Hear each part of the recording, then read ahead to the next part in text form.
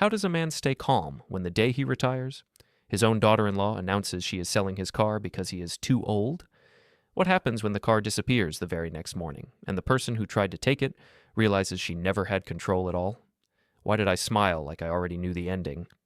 My name is Graham Holt, and the day I retired, I realized that family isn't always the people you're related to on paper. 63 years old, 42 years working as a city transit mechanic, the last 15 as shop foreman. I knew every bolt, every hydraulic line, every electrical fault that could strand a bus full of people at rush hour. I wore grease under my fingernails like metals. I came home smelling like diesel and metal shavings, and I never once complained about it. That was the job. That was the contract I made with myself when I was 21 and didn't know what else to do with my life except work with my hands. The morning of my retirement started quiet. I made coffee in the kitchen of the house I'd lived in for 38 years, the house where my wife Ellen and I raised our son Ethan, the house that still had her handwriting on the grocery list pad stuck to the fridge even though she'd been gone for 6 years. I wasn't sentimental about most things, but I kept that pad. Some mornings I'd look at it and remember what normal felt like. Ethan lived 15 minutes away now with his wife Sabrina and their daughter Maya. After Ellen passed, they'd started coming around more. At first I thought it was kindness. Then I started noticing the way Sabrina looked at things in my house like she was taking inventory. The way she'd suggest I simplify or downsize or think about the future. She had a voice like a corporate training video, smooth and friendly and completely hollow. I heard the front door open without a knock. That was new too. Sabrina had started letting herself in about a year ago, like ownership was just a matter of showing up enough times. "Graham?" Her voice carried through the house with that false brightness people use when they're pretending to care. "Are you ready for your big day?" I took another sip of coffee. Black, no sugar. The only way to drink it if you wanted to taste what you were actually drinking. Before we dive deeper into this story, I have one small request. Please subscribe, drop a like, comment, and hit that hype button to boost this channel so more people can discover these incredible stories.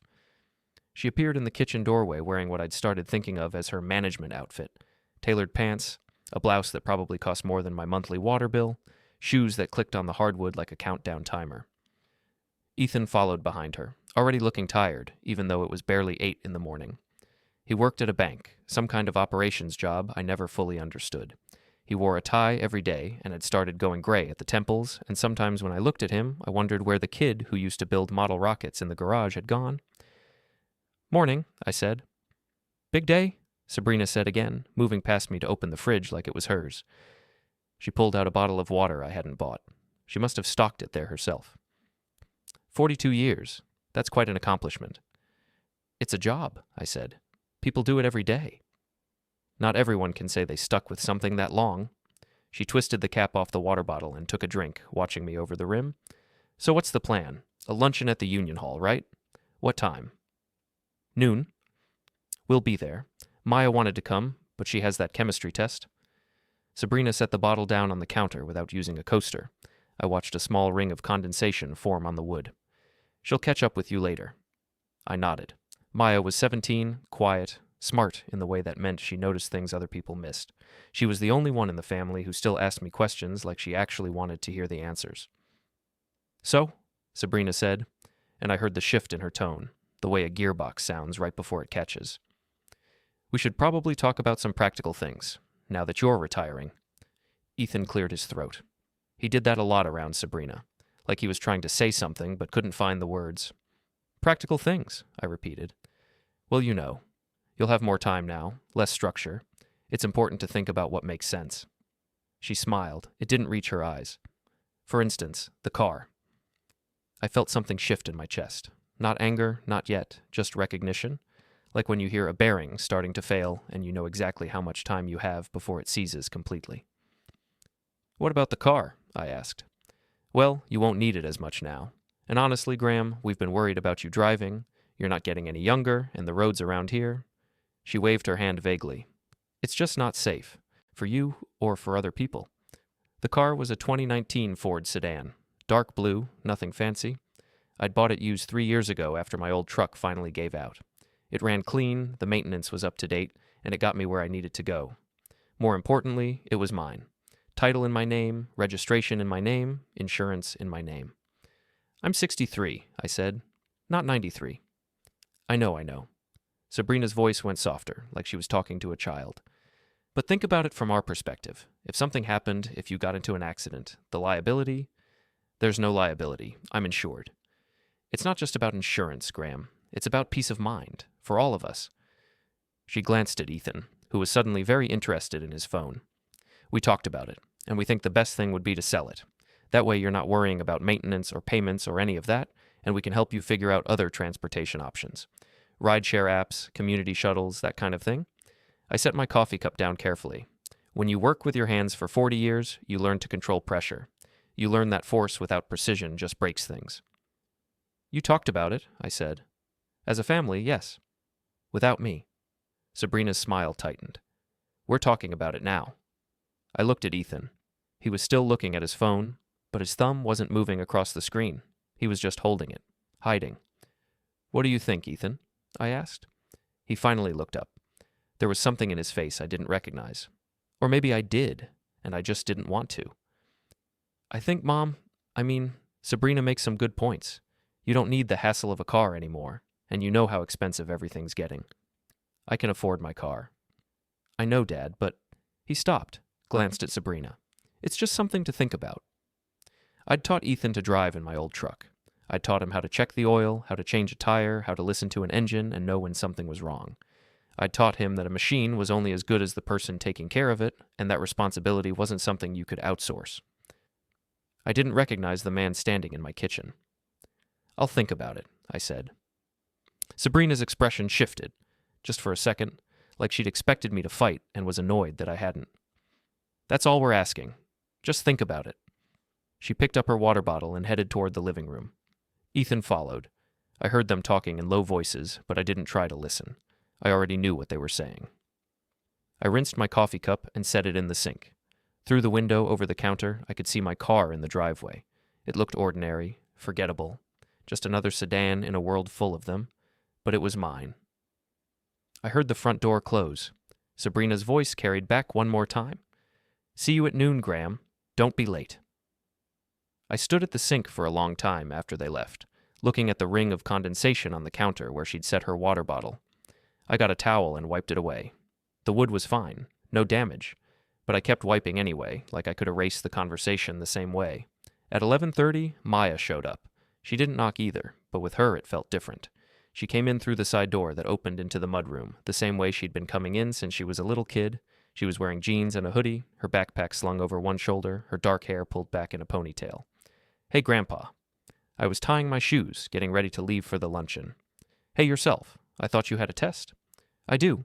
Third period. I have time. She dropped her backpack by the door and came into the living room. I wanted to say congratulations before the thing at the Union Hall. You know, before it gets all weird and formal. It's not going to be weird. It's definitely going to be weird. She smiled, and it was real. She had Ellen's smile. I saw it every time, and it hurt in a good way. 42 years, Grandpa. That's crazy. That's life, I said. She sat down on the arm of the couch, the way her dad used to when he was her age. So what are you going to do now, like with all your free time? Haven't figured that out yet. You should travel. Go somewhere you've never been. Maybe. She watched me for a moment, and I could see her thinking. She had that look she got when she was trying to decide whether to say something difficult. What? I asked. Mom was here earlier, wasn't she? She stopped by. What did she want? I finished tying my shoes and stood up. Nothing important. Grandpa. She said it flat, the way you do when you know someone's lying to you. I sighed. She thinks I should sell the car. Maya's face changed, not surprised, just confirmed. Of course she does. What does that mean? It means she's been talking about it for like 2 months. She keeps saying you're getting older, and it's not safe, and all this other stuff that sounds nice, but really just means she wants to control everything. I looked at my granddaughter, 17 years old, and she already understood things it had taken me 6 decades to figure out. She thinks she's helping, I said. No, she doesn't. She thinks she's managing you, like you're one of Dad's spreadsheets. Maya stood up, shoving her hands into her hoodie pockets. It's not fair, Grandpa. You worked your whole life. You should get to do what you want. Life's not always fair, kiddo. That doesn't mean you have to just accept it. She walked over and gave me a quick hug, the kind that ended before you could really settle into it. I gotta go, but I'm proud of you. 42 years, that's legit. She grabbed her backpack and headed for the door, then stopped and looked back. "Don't let her take your car, okay? You're not old. You're not unsafe. You're just you." And then she was gone. I stood in the empty living room for a minute, listening to the house settle around me. Old houses made noises, expansion and contraction, wood moving in ways that were too slow to see but constant enough to hear if you paid attention. I grabbed my keys and my wallet and headed out to the car. The luncheon was at the Union Hall, a low brick building that smelled like coffee and old carpet and decades of meetings. There were about 40 people there, mostly retired mechanics and a few current ones who'd gotten time off to show up. The union president gave a short speech about dedication and service, and they gave me a plaque with my name engraved on it and a handshake that felt like a full stop at the end of a sentence. I didn't feel retired. I just felt like I was between shifts. People came up to congratulate me, shake my hand, tell stories about jobs we'd worked together. I smiled and nodded and tried to be present, but part of me was somewhere else. Part of me was still standing in my kitchen, watching Sabrina open my fridge like she owned it. And then I saw her. Sabrina and Ethan arrived halfway through the lunch, late enough that people noticed. She was still wearing her management outfit, and she worked the room like she was networking at a conference, smiling, shaking hands, introducing herself as Graham's daughter-in-law, in a tone that suggested she was doing me a favor by being there. Ethan looked uncomfortable. He gave me a weak wave from across the room and then disappeared into a conversation with someone I didn't recognize. Sabrina found me near the buffet table, where I was refilling my coffee. "This is nice," she said, looking around the room with the kind of polite interest people show when they're trying not to be rude about how unimpressive something is. "Very community-oriented. These are the people I worked with for 40 years, I said. "Of course. I didn't mean—" She stopped, recalibrated. "It's great that they're honoring you like this. You deserve it." I didn't say anything. She moved closer, lowering her voice. "So, I was thinking about what we talked about this morning, the car situation. I actually found a buyer already. Someone who's interested, fair price, everything. We could probably have it done by next week if you're ready." I looked at her. Really looked at her. And I saw it clearly for the first time. The way she was watching me, waiting for me to break or bend or just agree because it was easier than fighting. The way she assumed that silence meant consent. "I haven't decided anything yet," I said. Her smile flickered. "Graham, I'm trying to help you. I found a buyer. That's the hard part. All you have to do is sign the title." I said I'd think about it. "How long do you need? Because this person isn't going to wait forever, and honestly, the longer you hold on to it, the more it's going to depreciate." "Sabrina." I said her name quietly, but something in my tone made her stop. "I'm not signing anything today." For just a second, I saw something else in her face. Not concern, not helpfulness, anger, cold and sharp and quick. But then it was gone, and the smile was back. "Okay, sure. Take your time. But just so you know, we're doing this for your own good." She walked away before I could respond. I watched her cross the room to Ethan, saw them lean in close, saw her mouth moving fast while he nodded. I saw the way other people in the room were watching me now, the way the temperature had changed without anyone saying a word. I set my coffee down and walked outside. The parking lot was half full, cars angled into painted spaces under a sky that couldn't decide between rain and sun. My car was parked near the back, away from the door. I walked over to it and just stood there for a minute, one hand resting on the hood. It was warm from the sun, solid, real. I thought about what Maya had said. "Don't let her take your car." I thought about what Sabrina had said. "We're doing this for your own good." I thought about Ethan, standing in my kitchen, looking at his phone while his wife decided my future for me. And then I thought about Ellen. She would have known what to do. She always did. She was the one who made decisions when I got stuck in my own head, the one who saw patterns I missed. She used to say I was too trusting, too willing to believe people meant well even when they didn't. She was right. I got in the car and sat behind the wheel, hands at 10 and 2, the way they teach you. The interior smelled like the vanilla air freshener Maya had given me for my birthday last year. She said it reminded her of the cookies her grandmother used to make. I started the engine and listened to it turn over, smooth and clean. No hesitation, no rough idle, just quiet mechanical reliability. I thought about how much it would bother Sabrina if the car just disappeared one day, if she showed up to take something that wasn't hers and found it already gone. I thought about the look on her face when she realized she'd never had control at all, and for the first time that day, I smiled. Not because anything was funny, because I just figured out exactly what I was going to do. I drove home slowly, watching the road, checking my mirrors, driving like someone who knew exactly what they were doing and didn't need anyone's permission to do it. When I got home, I parked in the driveway and went inside. The house was quiet again. I made another pot of coffee and sat at the kitchen table, thinking. Around midnight, I heard a sound near the front door. Soft, metallic, like someone testing a key they thought they owned. I got up and walked to the window. Through the gap in the curtains, I could see a figure standing on the porch. Dark clothes, too far away to see clearly, but I didn't need to. I knew who it was. I watched for a minute, then went back to the kitchen and sat down. Let them wonder. Let them think they were winning. I had time now. 42 years of early mornings and late nights had taught me patience. They taught me how to plan. They taught me that some problems couldn't be fixed with force. Sometimes you just had to wait for the system to catch up, and when it did, you made sure you were standing in exactly the right place. I didn't sleep well that night, not because I was angry. Anger burns hot and fast, and I'd learned a long time ago that heat without control just makes a mess. No, I stayed awake because I was thinking, rewinding, trying to figure out where it all started, the slow shift from family to management, from respect to inventory. It started after Ellen went away. She passed in the spring 6 years ago. Aneurysm. No warning. She'd been in the garden planting tomatoes one morning, and by that afternoon she was gone. The doctor said it was quick, painless, that she probably didn't even know what was happening. I appreciated them trying to make it easier, but it didn't help. Quick or slow, she was still gone. Ethan took it hard. He'd always been close to his mother, the kind of kid who'd call her first when something good happened. I was proud of that. I'd never wanted to be the kind of father who made his son afraid of him. But after Ellen passed, something changed in Ethan. He pulled away. Or maybe he just filled the empty space with someone else. That someone was Sabrina.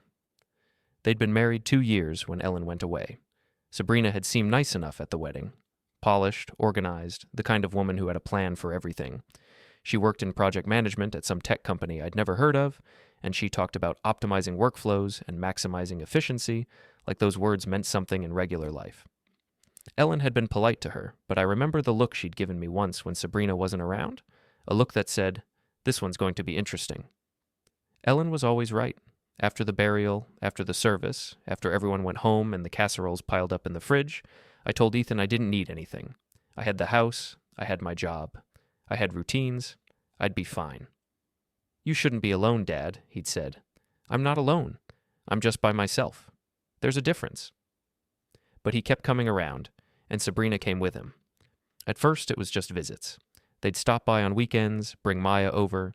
We'd sit in the backyard and drink iced tea and talk about nothing. I appreciated it, even if it felt a little forced. Grief is a strange thing.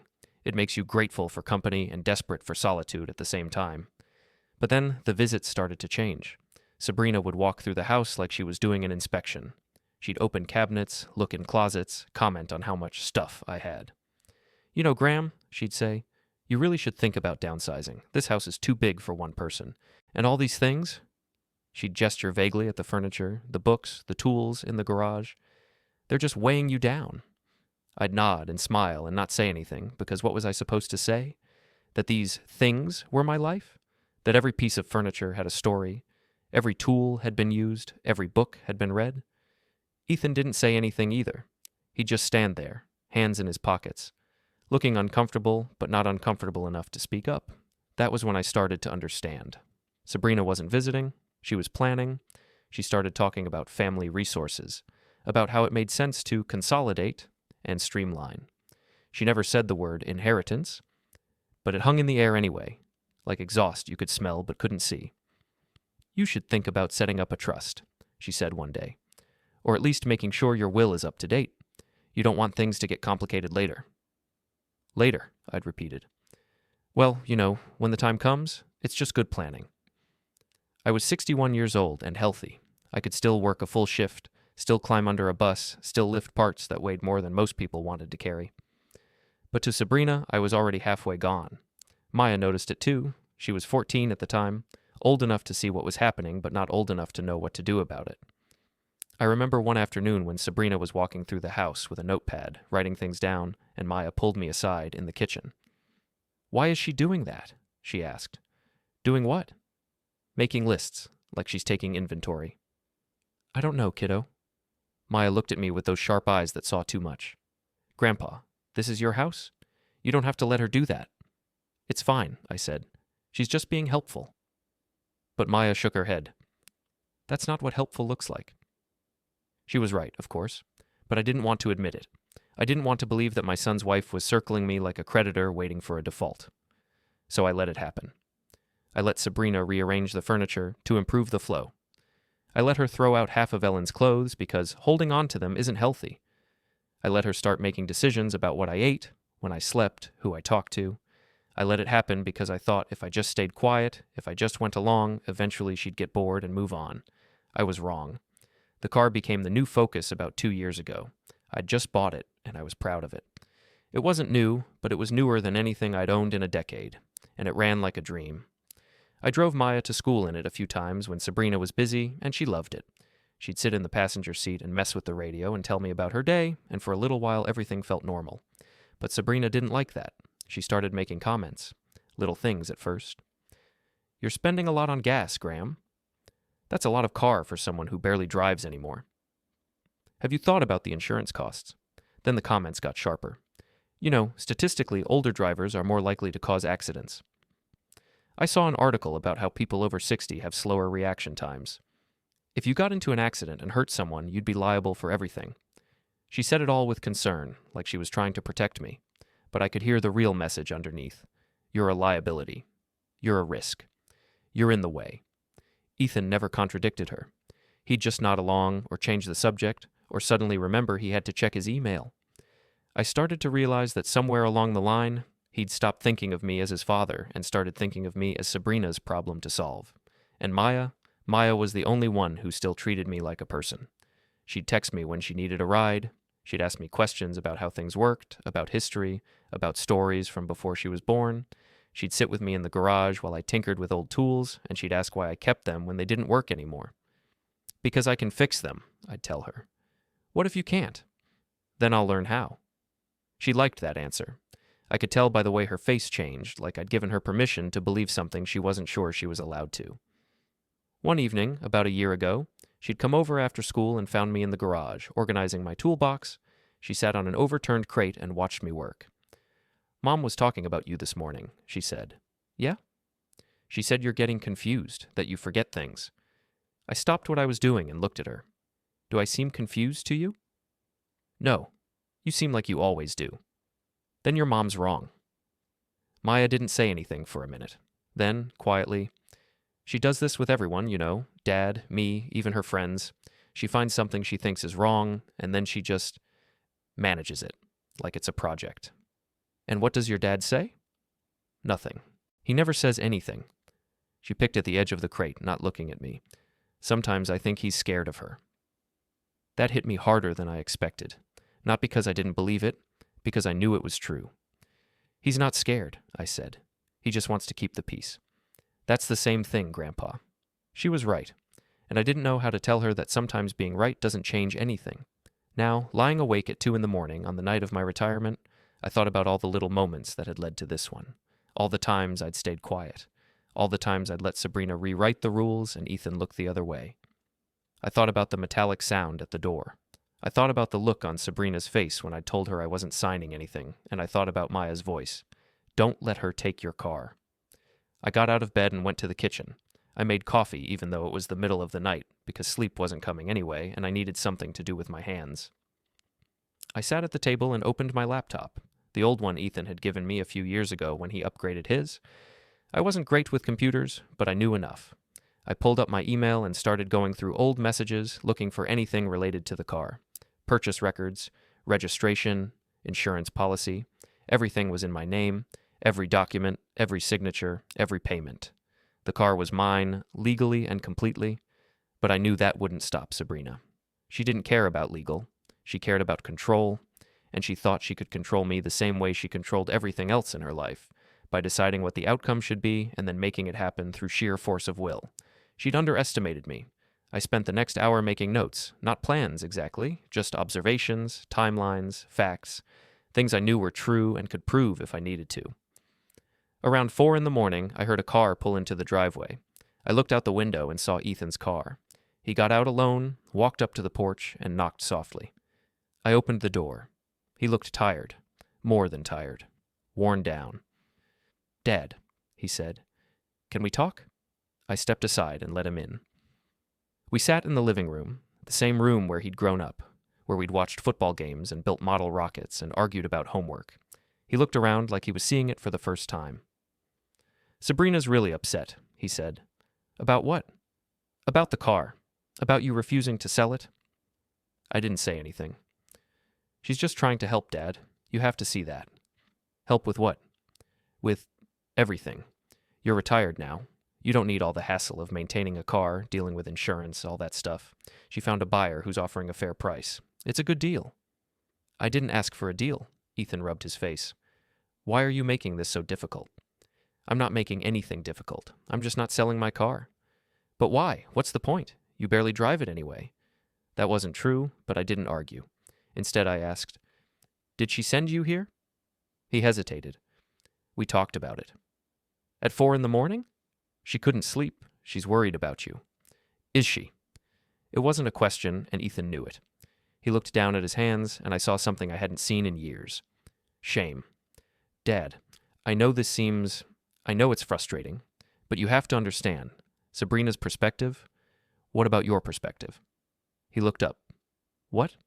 "Your perspective. Not hers. Yours. What do you think I should do?"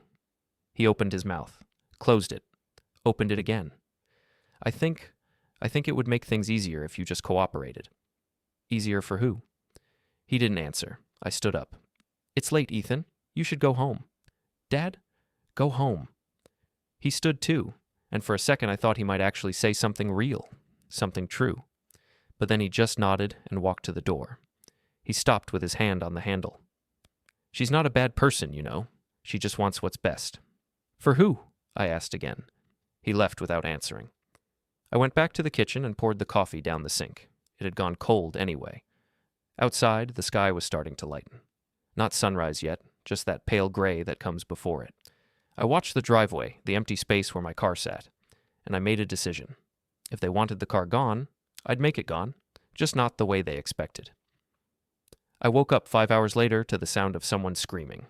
Not scared screaming, angry screaming, the kind that starts in the chest and comes out raw. I got dressed and went downstairs. Through the front window I could see Sabrina standing in my driveway, hands on her hips, phone pressed to her ear. The space where my car should have been was empty, just concrete and a few oil stains from the old truck I'd had before. I opened the door and stepped out onto the porch. Sabrina spun around, and the look on her face was something between fury and panic. "Where is it?" "Where's what?" I asked. "Don't play stupid with me, Graham. Where's the car?" I looked at the empty driveway like I was seeing it for the first time. "I don't know. Was it there last night?" "Yes, it was there last night, and now it's gone, and you're going to tell me what you did with it." I kept my voice calm, flat. "I didn't do anything with it." "So what? It just disappeared? Someone stole it?" "Maybe." Her expression changed. Just for a second, something flickered behind the anger. Uncertainty, like she just realized she might have made a mistake. "Did you call the authorities?" I asked. She didn't answer right away. She was thinking, calculating. "I'm about to." "Probably a good idea. If it was taken without permission, that's a crime." The word permission landed like I knew it would. She heard it. I saw her process it. "You gave me permission," she said. "Did I?" "We talked about it. Multiple times. You knew I was finding a buyer." "I told you I'd think about it. Thinking isn't permission." Her jaw tightened. "You're really going to do this? You're going to stand here and pretend you don't know what happened?" "I don't know what happened. The car was here when I went to bed, and it's not here now. That's all I know." Ethan's car pulled into the driveway behind Sabrina. He got out looking like he hadn't slept at all. He saw the empty space, looked at Sabrina, then at me. "What's going on?" "Your father is playing games," Sabrina said. "The car's gone, and he's acting like he doesn't know anything about it." Ethan walked closer, hands in his pockets. "Dad, do you know where the car is?" "No." "Did someone take it?" "I don't know." Sabrina made a sound of frustration. "This is ridiculous. Ethan, tell him he has to cooperate." "Dad, come on, just tell us what's going on." I looked at my son, really looked at him, and I felt something cold settle in my chest. He wasn't asking me what happened. He was asking me to make it easier for his wife. "I told you what I know," I said. If you want to report it missing, go ahead. Report it. Sabrina's voice went up an octave. I'm not reporting anything. You're going to tell me where it is right now, or what? She stopped. We stood there in the driveway, 3 people who were supposed to be family, and the space between us felt like a canyon. This was supposed to be simple, Sabrina said, quieter now, controlled. I found a buyer. We had an agreement. All you had to do was sign over the title. We didn't have an agreement. You made a plan. That's not the same thing. You're being selfish. I'm being what? Selfish. Stubborn. You're making this harder than it needs to be just because you can't let go of control. I almost laughed. Almost. I'm trying to control something? That's rich. What's that supposed to mean? It means I've spent the last 6 years watching you rearrange my life like it's a project you're managing. My house, my stuff, my schedule, my decisions, and I let it happen because I thought maybe you actually cared. But you don't. You just want everything organized the way you think it should be, and anyone who doesn't fit gets filed away or removed. Her face went very still.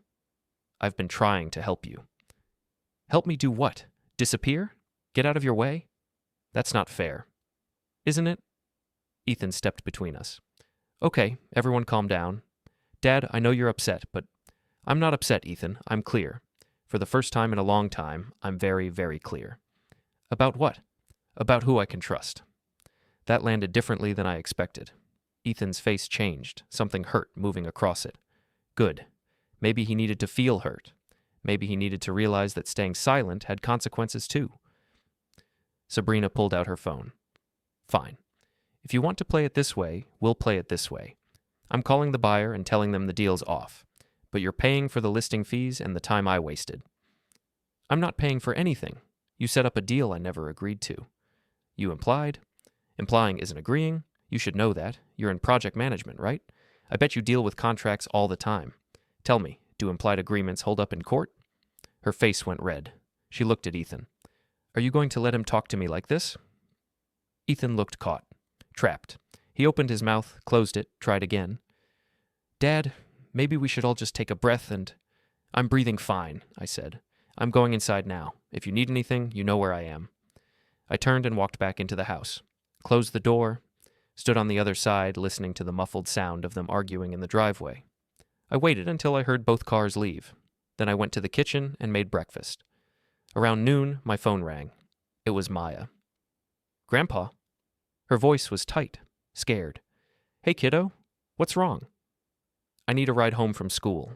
Mom was supposed to pick me up, but she's not answering her phone, and Dad's at work, and I don't have anyone else to call. I looked out the window at the empty driveway. I can't right now, Maya. I don't have the car. What? Why not? It's complicated. Did something happen? Are you okay? She sounded genuinely worried, and it cracked something inside me. This was what Sabrina didn't understand. The car wasn't just a thing, it was a connection. It was being able to show up when someone needed you. I'm fine, I said. Can you get a ride with a friend? I guess. But Grandpa, what's going on? We'll talk later, I promise. Okay.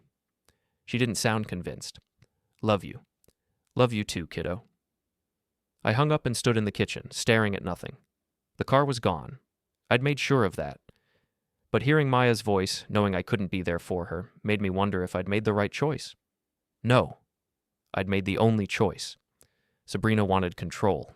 She wanted to take something that was mine and make it hers, and she wanted me to thank her for it. She wanted me to be grateful for being diminished. But I'd spent 42 years working with machines that followed rules. Machines didn't care about your feelings or your intentions. They cared about what was real, what was true, what could be proven, and I knew what was true. The car was mine. Every piece of paper said so.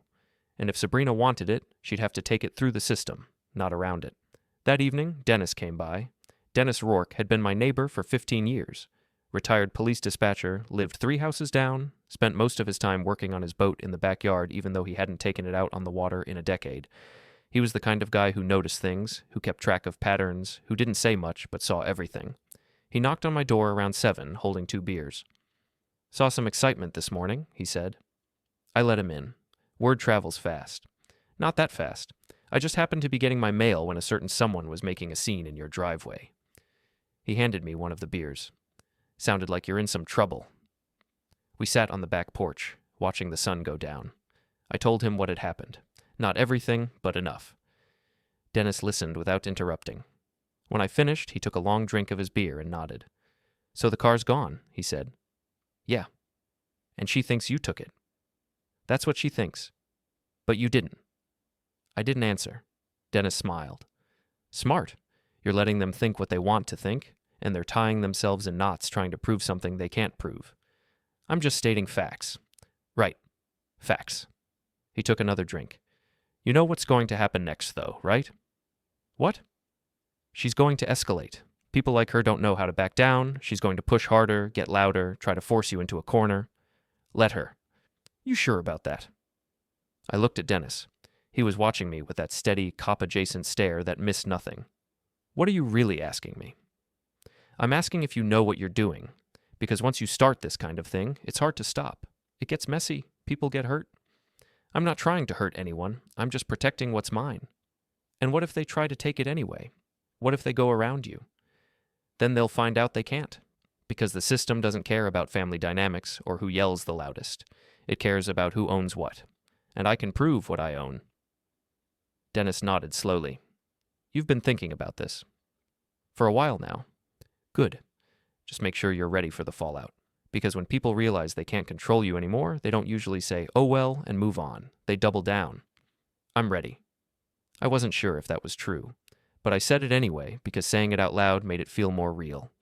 Dennis finished his beer and stood up. "If you need anything, I'm around, and I mean that.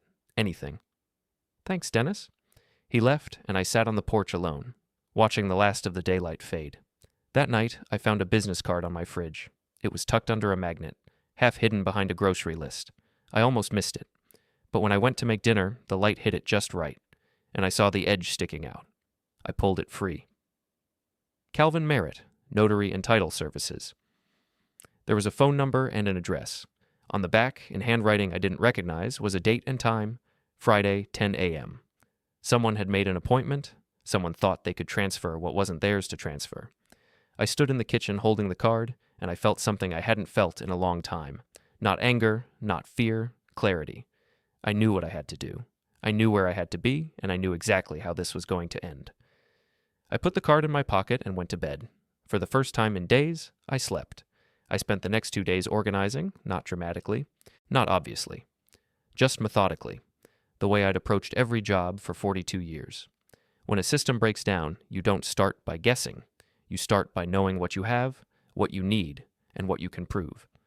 I pulled out my file cabinet, the old metal one in the garage that I'd kept since Ellen and I bought the house. It was full of records, decades of them. Tax returns, medical bills, car titles, home improvement receipts, warranties for appliances I didn't even own anymore. Ellen used to tease me about it. "Graham," she'd say, "nobody needs to keep a receipt for a toaster from 1997, but I'd kept them anyway. Because you never knew when you'd need to prove something. Now I was glad I had. I found the file for the car.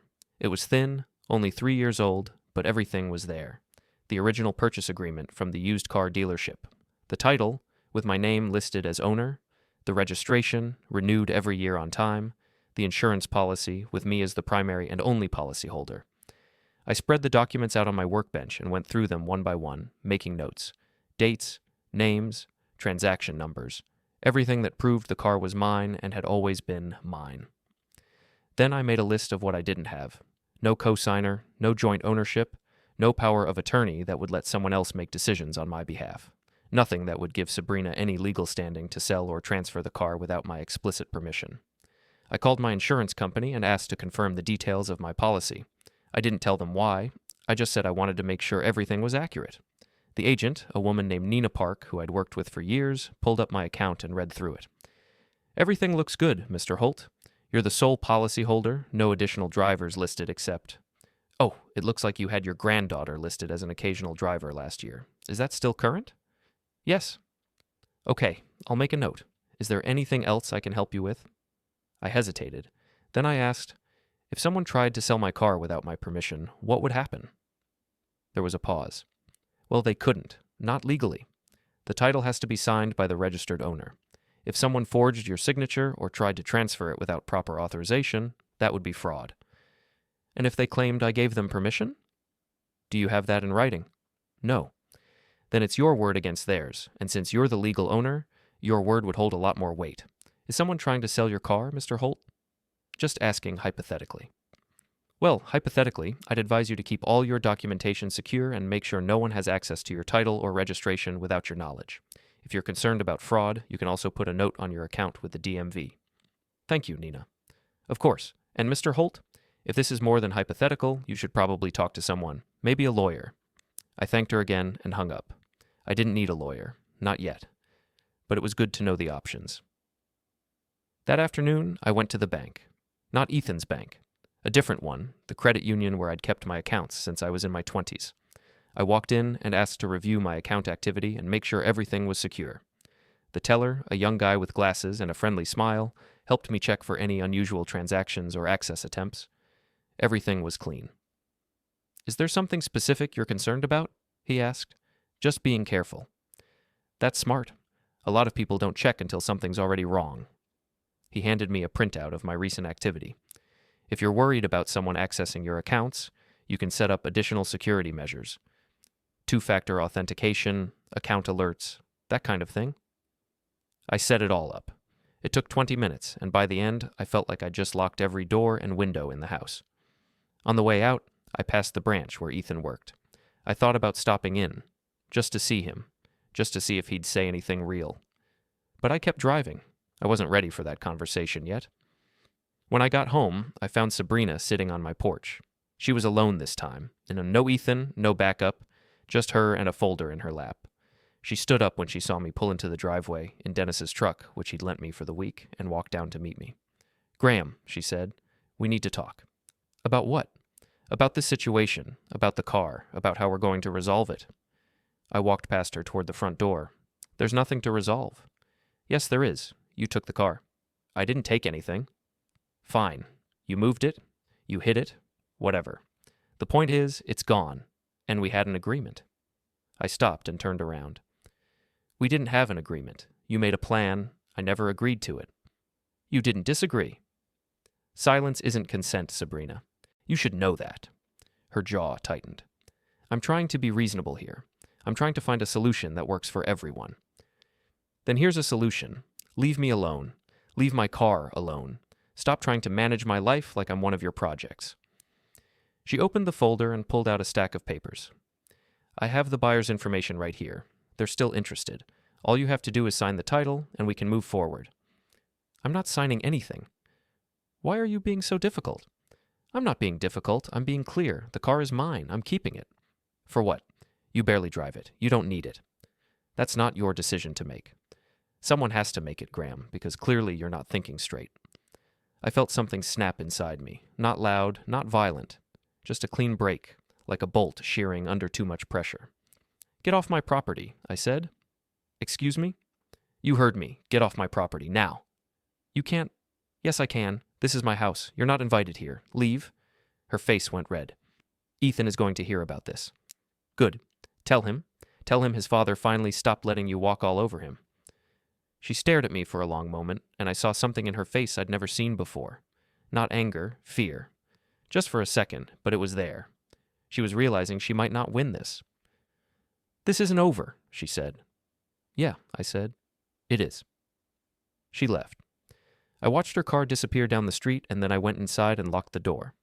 That night, I checked my phone and found the family group chat lighting up. I didn't usually pay much attention to it. Mostly it was Sabrina sending reminders about family dinners or sharing articles she thought were important. But tonight, it was different. Sabrina had posted a message. "I'm really worried about Graham. He's not acting like himself. He's been hostile, defensive, and refusing help with basic things like transportation. I think he might be struggling more than he's letting on. If anyone has a chance to check in with him, please do. He needs support right now, even if he doesn't realize it." I stared at the message for a long time. It was perfect. Concerned, caring, just vague enough to sound like she was trying to protect my dignity. But the message underneath was clear. Graham's losing it. Graham's not safe. Graham needs to be managed. Other people in the chat were responding. Relatives I hadn't talked to in months, friends of the family who barely knew me, all of them offering concern and advice. "Maybe he should see a doctor." "Is he on any new medications?" "My uncle went through something similar. It's hard, but sometimes you have to make decisions for them." I put the phone down. This was the escalation Dennis had warned me about. Sabrina wasn't just trying to take the car anymore. She was trying to take my credibility, my autonomy, my right to make my own decisions. She was building a case, and if I wasn't careful, she'd use it to paint me as incompetent, confused, someone who couldn't be trusted to manage his own life. I picked up the business card from the fridge. Friday, 10 a.m. 2 days away. I had 2 days to make sure I was ready. 2 days to make sure every document was in order, every fact was clear, every piece of evidence was locked down tight, and then I'd show up. Not to argue, not to fight, just to stand in exactly the right place and let the system do what it was designed to do. Protect the truth. The next morning, I got a message from Maya. "Grandpa, can I come over after school? I need to talk to you." "Of course," I texted back. She showed up around 4, her backpack slung over one shoulder, her face tight with something I couldn't quite read. We sat in the kitchen, and I made her hot chocolate the way I used to when she was little. "What's going on?" I asked. She wrapped her hands around the mug and stared into it. "Mom's been talking about you, a lot." "I figured." She's saying you're not okay, that you're confused and making bad decisions." "What do you think?" Maya looked up at me. Her eyes were sharp, angry. "I think she's lying. I think she wants everyone to believe you're losing it so she can do whatever she wants." "Maybe." "Grandpa, this isn't fair. You didn't do anything wrong. You just don't want to give her your car." "It's more than that, kiddo. It's about respect. It's about whether I get to make my own choices or whether someone else gets to make them for me." "So what are you going to do?" I took a sip of my own coffee. "I'm going to let the facts speak for themselves." "What does that mean?" "It means I'm not going to fight her the way she wants me to fight. I'm not going to yell or argue or make a scene. I'm just going to show up where it matters and prove what's true." "When?" "Friday." Maya was quiet for a minute. Then she said, "Can I be there?" "You've got school." "I'll skip." "Maya." "Grandpa, I want to be there. I need to see it." Her voice cracked just a little. "I need to see someone stand up to her, because Dad won't, and I can't. But you can." I looked at my granddaughter, 17 years old and already carrying more weight than she should have to, and I realized something. This wasn't just about the car. It was about showing her that you didn't have to bend, that you could stand your ground without breaking, that the system, for all its flaws, still had rules that mattered. "Okay," I said. "You can come." She smiled. It was small, but it was real. "Thank you, Grandpa." "Don't thank me yet. We don't know how this is going to go." "Yes, we do. You're going to win." I wasn't sure about that, but I appreciated her faith. Friday morning came cold and clear. I got up early, showered, put on clean clothes. I gathered all my documents and put them in a folder. I checked everything 3 times to make sure nothing was missing. Maya texted me at 7. "Ready?" "Ready," I texted back. Dennis drove us. He didn't ask questions. He just showed up with his truck and said, "Let's go."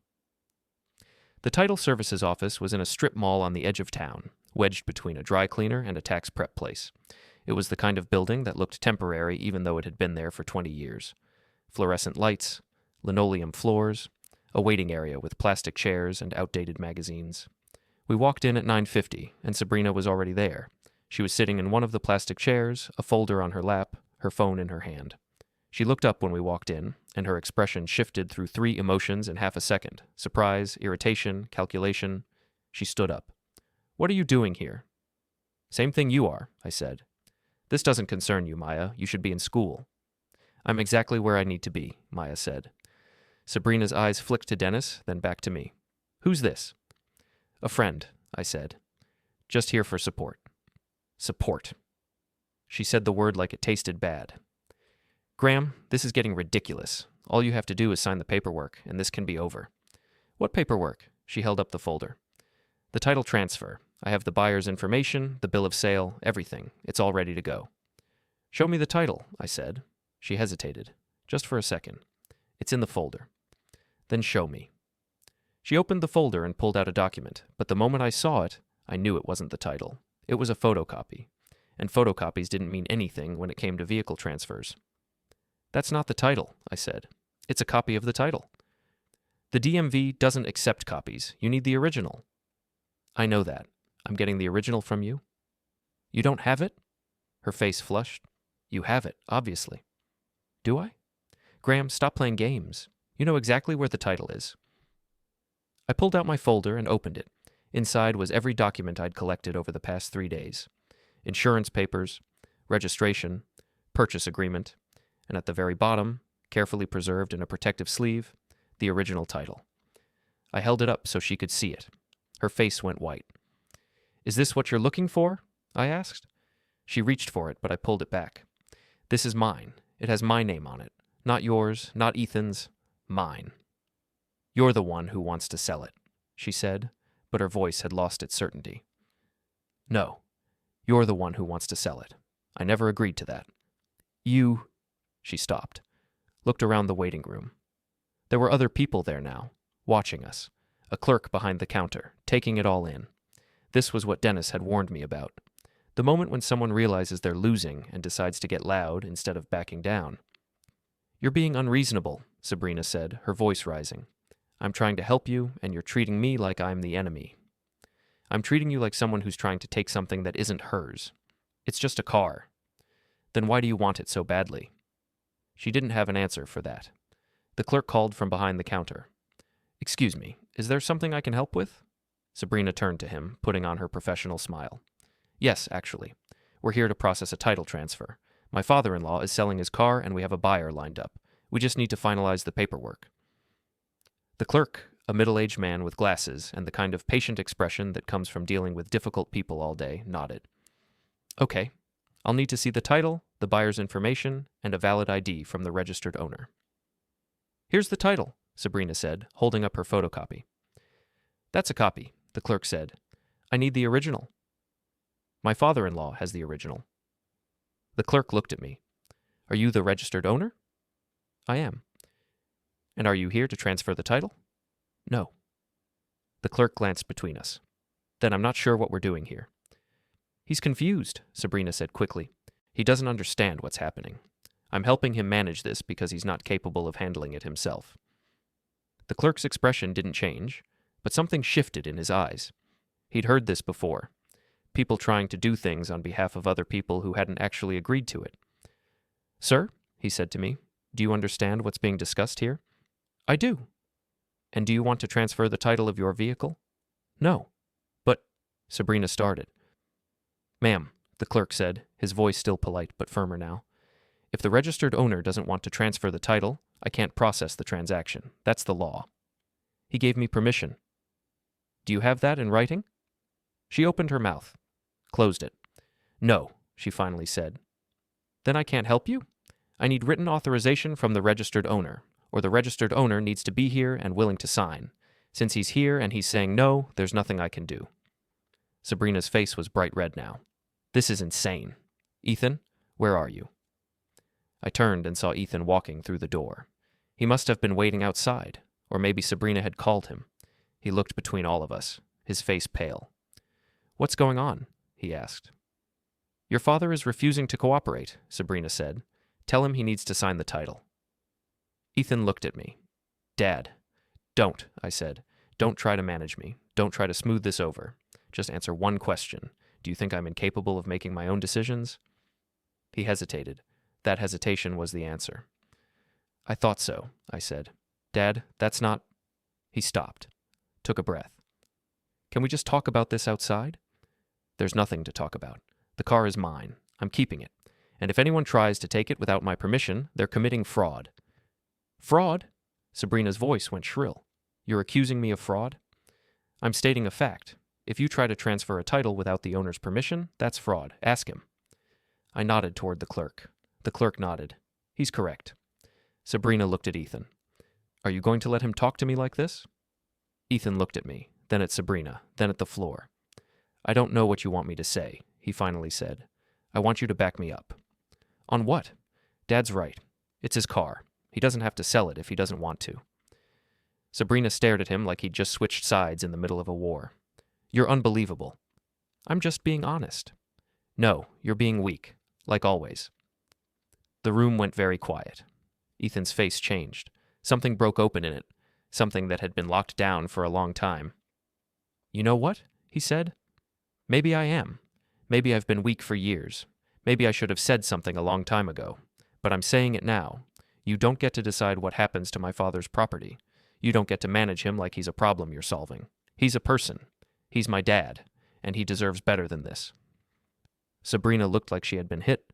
"Fine," she said. Her voice was ice. "You want to side with him? Go ahead. But don't come crying to me when he drives into a ditch or when we have to deal with the fallout."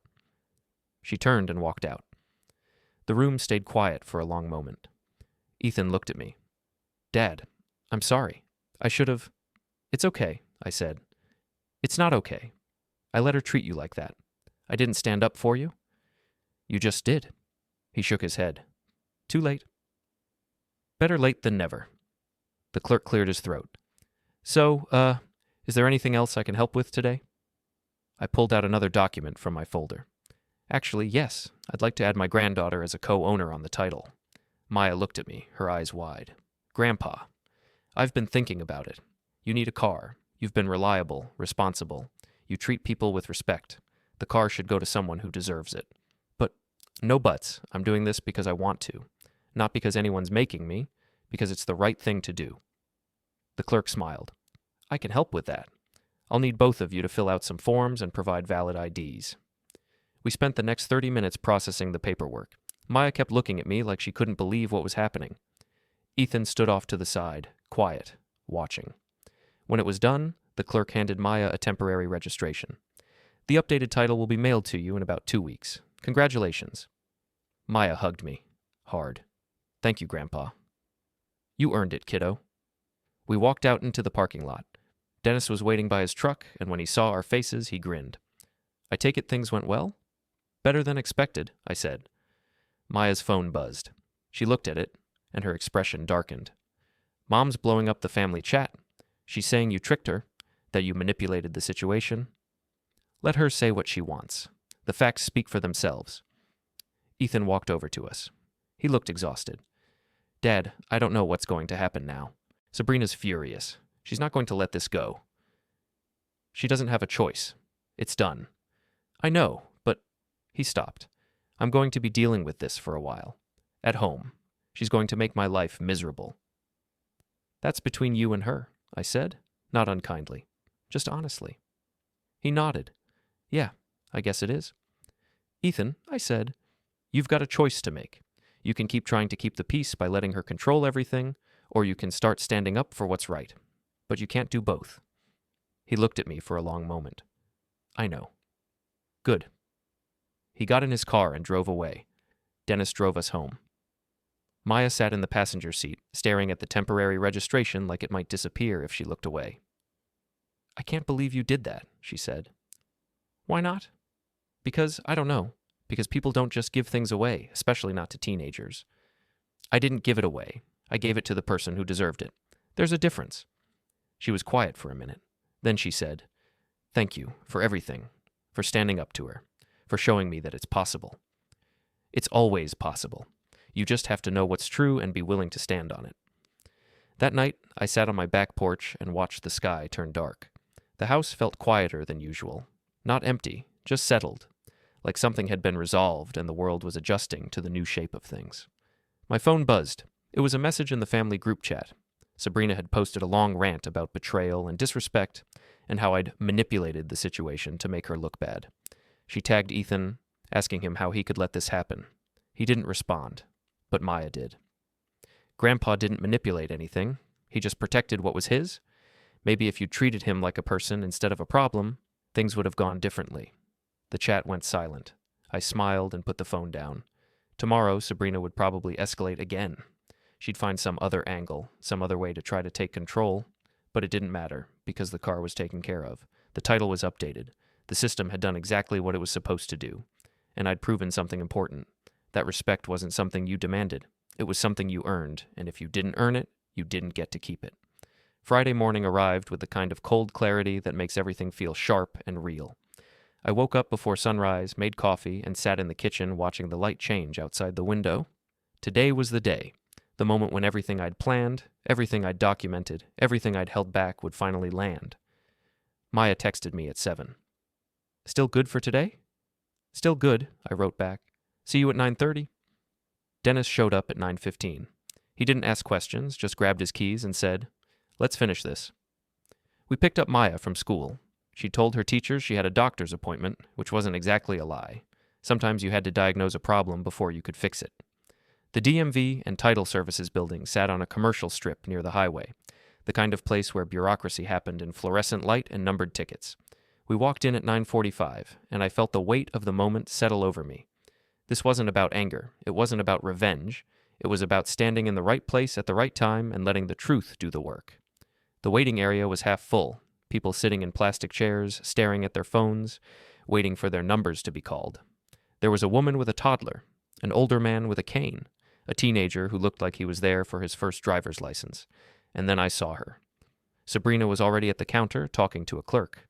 She was dressed for success, tailored blazer, perfect hair, the kind of presentation that said, "I know what I'm doing, and you should listen to me."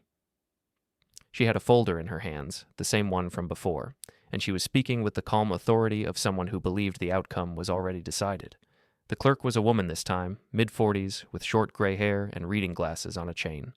She looked tired in the way government employees always look tired, like she'd seen every possible variation of human behavior and had stopped being surprised by any of it.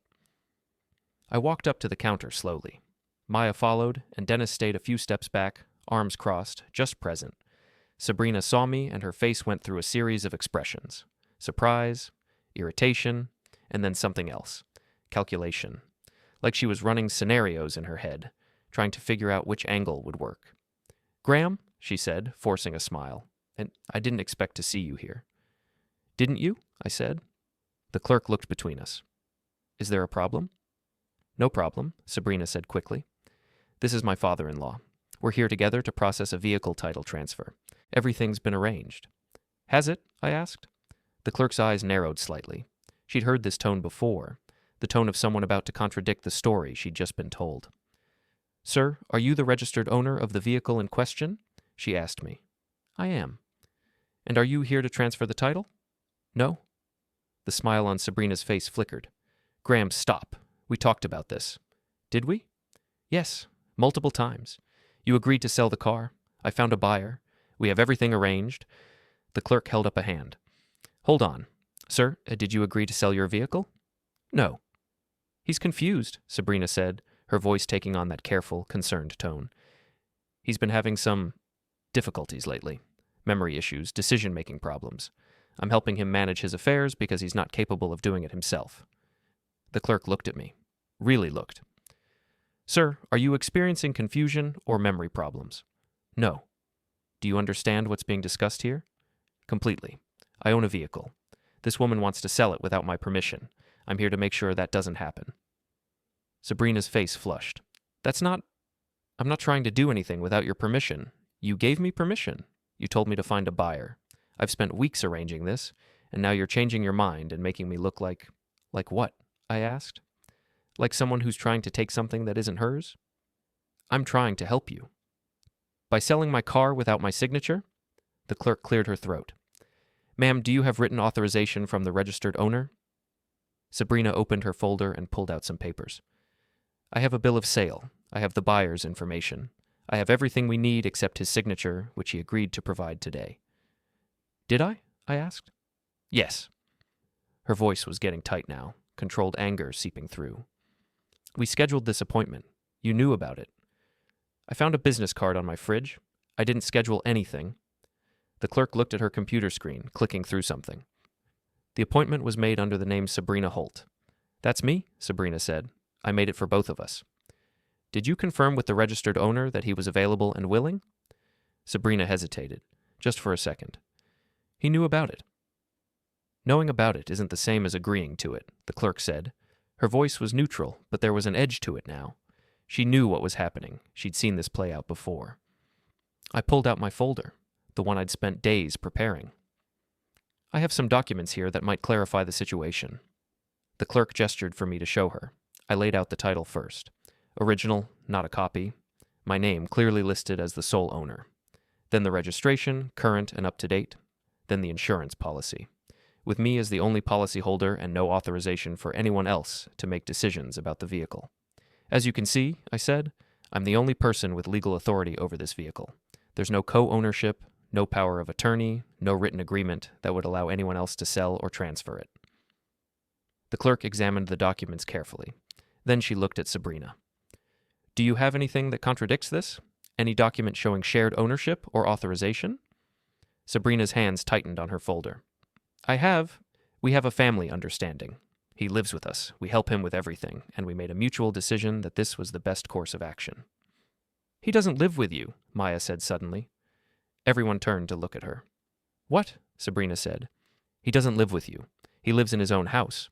You don't help him with everything. You just tell him what to do and expect him to go along with it. Maya, this doesn't concern you. Yes, it does. He's my grandfather, and I'm tired of watching you treat him like he's an inconvenience. Sabrina's face went hard. You don't know what you're talking about. I know exactly what I'm talking about. You've been trying to take his car for months. You didn't care that he didn't want to sell it. You didn't care that he needed it.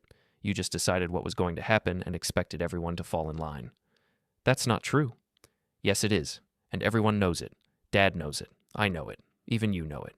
You just thought you could get away with it because Grandpa wouldn't fight back. The clerk looked at me. Is this accurate? I nodded. It is. So to be clear, the clerk said, you do not wish to transfer or sell your vehicle. You have not authorized anyone else to do so on your behalf, and you are here today to ensure that this does not happen without your consent. That's correct. She looked at Sabrina. Ma'am, I can't process this transaction. The registered owner has to consent, and he's clearly stating that he does not. If you try to proceed without his authorization, that would constitute fraud. Fraud? Sabrina's voice went up. I'm not committing fraud. I'm trying to help a family member who's not capable of making good decisions. By whose assessment? The clerk asked. By common sense. He's 63 years old, he just retired, he doesn't need a car anymore. Being retired doesn't make someone incompetent. I didn't say he was incompetent. You said he wasn't capable of making good decisions. That's the same thing. Sabrina looked around the waiting area. Other people were watching now. The woman with the toddler, the old man with the cane, the teenager waiting for his license, all of them silent, witnessing. This is ridiculous, Sabrina said. Ethan, where are you? I turned and saw him standing near the door. I hadn't even noticed him come in. He looked exhausted, like he'd been awake all night. He walked up slowly, hands in his pockets. Ethan, Sabrina said, tell them. Tell them we've been trying to help him. Tell them he agreed to this. Ethan looked at me, then at Sabrina, then at the clerk. He didn't agree to it, he said quietly. Sabrina stared at him. What? He didn't agree. You decided he was going to sell the car and you arranged everything and you expected him to just go along with it, but he never actually agreed. She stopped, took a breath. You're really going to do this? You're going to side with him against me? I'm not siding with anyone. I'm just telling the truth. The truth is that your father needs help, and I'm the only one willing to provide it. No, Ethan said. The truth is that you want control, and when someone won't give it to you, you try to take it. The air in the room went cold. Sabrina's face was white. I can't believe this. After everything I've done. What have you done? Maya asked. What have you actually done for him? I've organized his life. I've made sure he has what he needs. You've treated him like a problem, like something that needs to be managed and fixed. You've never once asked him what he wants. You've just decided what's best and tried to make it happen. Sabrina looked at all of us, her family, her husband, her daughter, her father-in-law, all of them standing against her. And then I saw it, the moment when she realized she'd lost. She turned back to the clerk. Fine. You want to make this difficult? Go ahead. But I'm going to file a complaint. I'm going to make sure everyone knows what happened here today. You're welcome to file a complaint, the clerk said, but it won't change the facts. The vehicle belongs to Mr. Holt. He doesn't wish to sell it. That's the end of the discussion. Sabrina grabbed her folder and walked toward the door. Then she stopped and turned back. You're making a mistake, she said to me. All of you, you're going to regret this. I don't think we will, I said. She left. The waiting area was silent for a long moment. Then the clerk looked at me and said, Is there anything else I can help you with today? I glanced at Maya. Actually, yes. I'd like to add my granddaughter as a co-owner on the title, if that's possible. The clerk smiled, just a little. It's possible. I'll need both of you to fill out some forms. Maya looked at me, her eyes wide. Grandpa, you need a car, I said. You've been responsible, respectful. You've shown me you can be trusted. The car should go to someone who deserves it. But what about you? I'll be fine. I've got friends, I've got options, and I've got the satisfaction of knowing that the right person ended up with the right thing. We spent the next 20 minutes filling out paperwork. Maya's hands were shaking as she signed the forms. The clerk processed everything efficiently, and when it was done, she handed Maya a temporary registration. "The updated title will be mailed to you in about 2 weeks," she said. "Congratulations." Maya hugged me, tight. "Thank you, Grandpa. Thank you for everything." "You earned it, kiddo." Ethan walked over to us. He looked like he wanted to say something but didn't know where to start. "Dad," he finally said, "I'm sorry. For all of it. For not standing up for you sooner, for letting her treat you that way, for being weak." "You weren't weak," I said. "You were caught in the middle, but you made the right choice today. That counts. I don't know what's going to happen now, with Sabrina, with our marriage. That's something you'll have to figure out. But whatever happens, remember this. Respect isn't something you give to keep the peace. It's something you earn by standing up for what's right." He nodded. "I'll try." Dennis drove us home. Maya sat in the passenger seat, holding the temporary registration like it was made of glass. She kept looking at it, then looking at me, then looking back at it. "I still can't believe this is real," she said. "It's real. Mom's going to lose her mind. Let her. She's going to make things so hard for Dad. That's between them." Maya was quiet for a minute. Then she said, "You know what the best part is?" "What?" "You didn't yell. You didn't lose your temper. You just stood there and told the truth, and that was enough. The system worked. The facts worked. Everything worked because you knew what was right and you didn't back down." "That's how it's supposed to work," I said. "Yeah, but it usually doesn't. Usually people lie or cheat or manipulate things. But you didn't. You just won. Cleanly." I looked out the window at the streets passing by. Winning isn't about beating someone, kiddo. It's about standing in the right place when the truth catches up. When we got home, Dennis walked us to the door. He clapped me on the shoulder and said, "Good job, Graham. Really. That took guts." "Just took facts. Facts don't mean anything if you're not willing to stand on them. You did good." After he left, Maya and I sat on the porch. The afternoon sun was warm, and the neighborhood was quiet. Normal. Like nothing had changed, even though everything had. Maya's phone buzzed. She looked at it, and her face went pale. "It's Mom. She's freaking out. She's saying you stole the car, that you manipulated the situation, that you've turned everyone against her." "What's your dad saying?" She scrolled through the messages. "Nothing yet. He's not responding." "He will. Give him time." She put her phone down. "Grandpa, can I ask you something?" "Anything? Did you plan this? Like from the beginning?" I thought about that. About the nights I spent organizing documents. About the business card on the fridge. About the moment I realized that silence wasn't consent.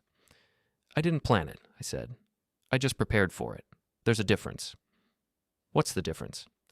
"Planning means you know what's going to happen. Preparing means you're ready for whatever does happen. I didn't know she'd show up at the title office, but I was ready when she did." Maya nodded slowly. "So you didn't take the car to hurt her? You just made sure she couldn't take it from you." "That's right. And giving it to me was because you deserved it. Not because I wanted to prove a point, not because I wanted to hurt anyone, just because it was the right thing to do." She was quiet for a long time. Then she said, "Thank you for showing me what that looks like." What looks like?" "Standing up for yourself without becoming the bad guy. I thought you had to choose, but you didn't. You just held your ground and let the truth do the rest." I looked at my granddaughter, 17 years old and already wiser than I'd been at twice her age. "You're going to be okay, Maya, no matter what happens with your parents. You're going to be okay." "I know," she said, "because I learned it from you." That evening, my phone buzzed with a message. Not from the family chat, from Ethan. "Dad, I don't know how to fix this. Sabrina's furious. She's not talking to me. I think she might leave. I think this might be the end." I stared at the message for a long time. Then I wrote back, "Then maybe it needed to end. You can't build a marriage on control. You can only build it on respect. If she can't give you that, you're better off without her. And if she can learn to give it, maybe there's hope. But that's her choice, not yours." He didn't respond. But an hour later, I got another message. This time from Maya. "Dad just came home. He and Mom are talking, really talking, for the first time in forever. I don't know what's going to happen, but thank you for everything." I put the phone down and walked out to the garage. The space where the car used to be was empty, but it didn't feel empty. It felt clean, clear. I'd spent 42 years working with machines, learning how they worked, learning that every system had rules, and if you understood the rules, you could make things work the way they were supposed to. Family was supposed to work the same way: respect, trust, boundaries. Simple rules that, when followed, made everything function smoothly. But when those rules broke down, when someone decided they knew better and tried to take control without consent, the system had to push back. Today, the system had pushed back, and it had won. I stood in the garage for a long time, listening to the quiet. Then I went inside, made dinner, and watched the sun go down through the kitchen window. Tomorrow, things would still be complicated. Sabrina would still be angry, Ethan would still be caught in the middle, the family dynamics would still be messy, but the car was where it belonged. The title was in the right name, and I'd proven something important: that you don't have to yell to be heard, you don't have to fight to win, you just have to know what's true and stand on it. Somewhere across town, in an office that smelled like old carpet and fluorescent light, a clerk was filing paperwork. A title transfer, clean, legal, final. And in a driveway I couldn't see, a 17-year-old girl was sitting behind the wheel of a car that was finally, legally, hers. Not because someone gave it to her as a prize, but because she'd earned it. The way it should be, the way it always should have been. I smiled. And for the first time in 6 years, I felt like Ellen would have been proud.